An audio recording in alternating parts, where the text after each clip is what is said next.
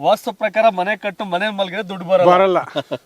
ನೀನು ಕೆಲಸ ಮಾಡಬೇಕು, ಹಾ ಅದು ನಿನಗೆ ಎಫೆಕ್ಟ್. ನಿಂದ ಸ್ಥಾನ ಬಲ ಅಂತೀವಿ. ಇರೋ ಜಾಗದಲ್ಲಿ ಪಾಸಿಟಿವ್ ಎನರ್ಜಿನ ತುಂಬಿಕೊಳ್ಳೋದು. ನೀನು ಈಗ ಸರ್ ಇದಕ್ಕೆ ಇಲ್ಲಿಗೇನು ಬೇಡ, ಇಲ್ಲಿ ವಾಸ್ತವೇ ಇಲ್ಲ, ಹಾ ಇಲ್ಲಿ ಹಿಂಗೆ ಇದ್ದೀವಿ, ಪ್ರಕೃತಿ ಎಲ್ಲ ಕೊಡುತ್ತೆ ನನಗೆ. ಗಾಳಿ ಬೆಳಕು ನೀರು ಎಲ್ಲ ಸಿಗುತ್ತೆ. ನಾನು ಯಾವಾಗ ಬಂದಿ ಮಾಡ್ತೀನಿ, 4 ಗೋಡೆ ಹಾಕ್ಬಿಟ್ಟು ಏನೂ ಬರೆದಿರಾ ಸೆಕ್ಯೂರಿಟಿ ಮಾಡ್ತೀನಿ, ಆವಾಗ ಅಲ್ಲಿ ನೆಗೆಟಿವ್ ಎನರ್ಜಿ ಸ್ಟಾರ್ಟ್ ಆಗುತ್ತೆ. 4 ಗೋಡೆ ಹಾಕ್ಬಿಟ್ಟು, ಹೌದು.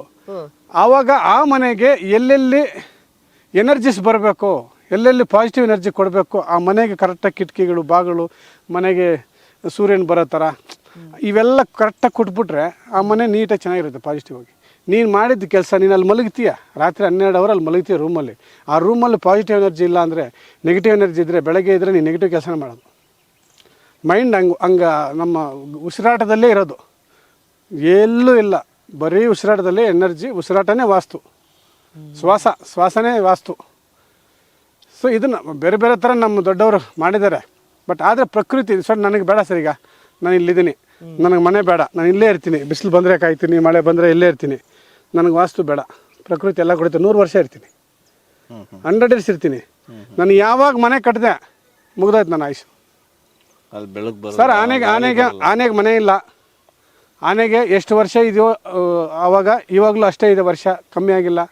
ಹುಳಿ ಚಿರತೆ ಪ್ರಕೃತಿಯಲ್ಲಿರೋ ಪ್ರಾಣಿಗಳಿಗೆ ಯಾವುದಕ್ಕೂ ಮನೆ ಇಲ್ಲ. ಪ್ರಕೃತಿ ಜೊತೆ ಬದುಕ್ತಾ ಇದ್ದಾವೆ. ನಾವು ಪ್ರಕೃತಿನ ಹಾಳು ಮಾಡಿ ಬೆಟ್ಟ ಗುಡ್ಡ ಹೊಡೆದು ಬೆಂಗಳೂರಲ್ಲಿ 5 ಕೋಟಿ ಮನೆ ಕಟ್ಕೊಂಡು ಮನೇಲಿರ್ತೀವಿ. ಅರ್ಥ ಆಯ್ತಾ? ಪ್ರಕೃತಿ ಎನರ್ಜಿನ ಬರೆದಿರೋ ಗೋಡೆಗಳು ಕಟ್ಕೊಂಡು ಒಳಗಡೆ ಇರ್ತೀವಿ. ನಮ್ಗೆ ಆಯುಷಿಲ್ಲ. ಆನೆ ಅಲ್ಲೇ ಇದೆ, ಅದಕ್ಕೆ ಹಂಗೆ ಇರುತ್ತೆ ಆಯುಷ್. 150 ವರ್ಷ ಆನೆ ಅಂದರೆ ಆನೆ 150 ವರ್ಷ. ಈಗಲೂ ಅದಕ್ಕೆ ಕಷ್ಟ ಇದೆ, ಈಗಲೂ ಸಿಂಹಕ್ಕೆ ಕಷ್ಟ ಇದೆ. ಅದು ಪ್ರಕೃತಿ ಜೊತೆಯಲ್ಲಿದೆ. ಪ್ರಕೃತಿ ಹಾಳು ಮಾಡಿ ನಾನು ಸ್ವಾರ್ಥಕ್ಕೆ ಎಲ್ಲ ಬೆಟ್ಟ ಗುಡ್ಡ ಹೊಡೆದು ಬಿಸಾಕಿ, ಎಲ್ಲಿ ಬೇಕು ನನಗೆ ಬೇಕು ಹೋಗು, ಅಲ್ಲಿ ಅವರ DC ಕಾಸು ಕೊಡು, ಆ ಬೆಟ್ಟ ಬರ್ಸ್ಕೊ, ಇವನು ಕಾಸು ಕೊಡು, ಈ ಬರ್ಸ್ಕೊ. ಅತಿಯಾಸ ಆಗ್ಬಿಟ್ಟು ಜನರಿಗೆ.